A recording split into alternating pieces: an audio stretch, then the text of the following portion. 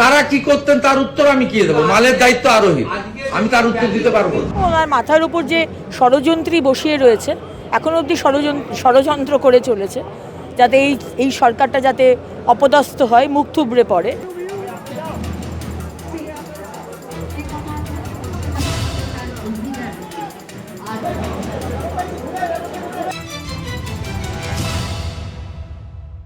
প্রায় এক দশক পর শুভেন্দু অধিকারী তিনি এসে পৌঁছলেন কলকাতা পৌরসভায়। রাজ্যের মুখ্যমন্ত্রী হিসেবে শপথ নেওয়ার পর বেনজিরভাবে কলকাতা পৌরসভার এক অনুষ্ঠানে যোগ দিলেন মুখ্যমন্ত্রী। আর সেখানেই সাংবাদিক সম্মেলন করলেন রাজ্যের মুখ্যমন্ত্রী শুভেন্দু অধিকারী। একের পর এক ইস্যু, কোথাও গিয়ে বিদায়ী কাউন্সিলর, নতুন করে প্রশাসক বসানো এবং উন্নয়ন নিয়ে নানান প্রশ্নের মধ্যে আমরা ওরা সব পক্ষ নিয়ে অনুদান এবং বিগত পুর বোর্ডের বিরুদ্ধেও কোথাও গিয়ে পরোক্ষে সরব হলেন রাজ্যের মুখ্যমন্ত্রী শুভেন্দু অধিকারী। তিনি ঠিক কী বললেন, তার বক্তব্যের তাৎপর্য নিয়ে ইতিমধ্যে শুরু হয়েছে একাধিক রাজনৈতিক জল্পনা। তিনি ঠিক কী বললেন শোনাবো। যারা সংখ্যাগরিষ্ঠ দল ছিলেন তারা সে কাজ করতে পারেননি। আমি এটা বিতর্কের জায়গায় নিয়ে যাব না, আইনের পরিভাষা দিয়ে বলবো। তাই রাজ্য সরকার বাধ্য হয়েছে প্রশাসক বসাতে। 8ই জুন প্রশাসক বসেছে। আগামী 6 মাস অর্থাৎ 7ই ডিসেম্বরের মধ্যে রাজ্যের নির্বাচন কমিশন, স্টেট ইলেকশন কমিশন, তারা রাজ্য সরকারের সুপারিশে নির্বাচিত কর্পোরেশনের হাতে দায়িত্ব তুলে দেওয়াই আমাদের কাজ, আমাদের লক্ষ্য। এটা নিয়ে আপনারা এতটুকু বিচলিত হবেন না। গণতন্ত্রে মানুষ শেষ কথা বলে। মানুষকে সম্মান মর্যাদা দেওয়া যে কোনো নির্বাচিত সরকারের দায়িত্ব।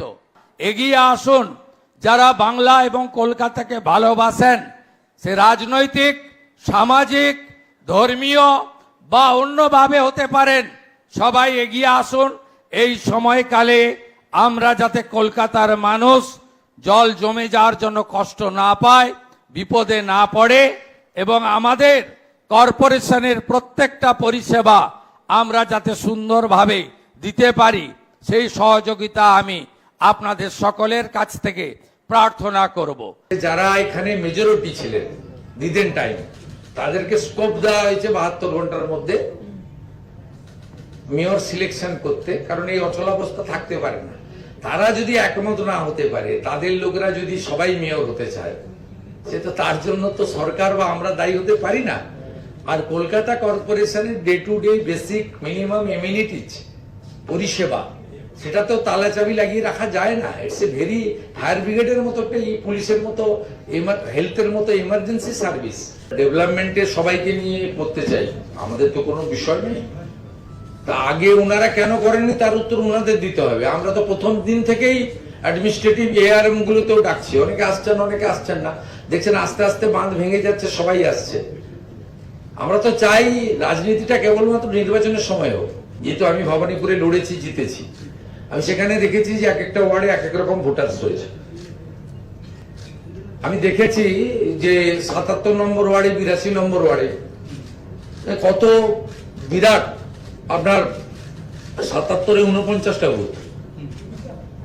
আবার বহু ওয়ার্ডে আমি দেখেছি যেখানে 20টার নিচে বুথ, 15-16টা বুথ।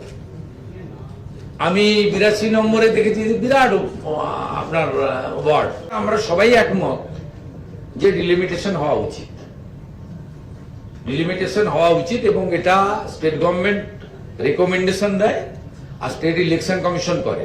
এত জল তো কোনো গঙ্গায় পাবেন না, ইউপি বিহারে এই সময় এত জল থাকে না। আপনি চলুন, এটা তো প্রকৃতি আপনাকে দিয়েছে, এত আপনার ফ্লো, এত নাব্যতা। তা আপনি তাকে কিভাবে নোংরা করে রেখেছেন? গঙ্গা জল ছাড়া আপনার বাড়ির পুজো হয়, গঙ্গাকে পরিষ্কার করার সুযোগ আপনি নিতে পারলেন না। প্রাক্তন মেয়র তিনি যে কোঅপারেশন পাচ্ছেন না, তিনি তো মুখ্যমন্ত্রীকে বলতে পারতেন। নবান্ন সভাঘরে গিয়ে হাসি মুখে কোয়েশ্চেন করলেন, একবারও তো বললেন না। আমাকেও বলতে পারতেন, একবারও বললেন না। যেখানে নিজের চিঠিটা লিখলেন সেই চিঠিতেও একবারও মেনশন করলেন না। অথচ আপনাদের সামনে, মিডিয়ার সামনে বলা হলো যে উনি সহযোগিতা পাচ্ছেন না। এটা সম্পূর্ণ একটা কি বলবো, নন কোঅপারেশন। এবং ওনার মাথার উপর যে ষড়যন্ত্রী বসিয়ে রয়েছে, এখন অবধি ষড়যন্ত্র করে চলেছে যাতে এই সরকারটা যাতে অপদস্থ হয়, মুখ থুবড়ে পড়ে, সেটা হবে না, বিশ্বাস রাখুন। রাজ্যের মুখ্যমন্ত্রী শুভেন্দু অধিকারীর এই মন্তব্যের পর কার্যত উন্নয়ন নিয়ে ফের প্রশ্নবিদ্ধ হলো তৃণমূল শাসনাধীন পুর বোর্ডও। মুখ্যমন্ত্রী বললেন, উন্নয়নের ক্ষেত্রে আমরা ওরা নয়, সব পক্ষ মিলেমিশে কাজ করাই মূল লক্ষ্য। ক্যামেরা শুভজিৎ মুখোপাধ্যায়ের সঙ্গে রমেন দাসের রিপোর্ট, সংবাদ প্রতিদিন.in।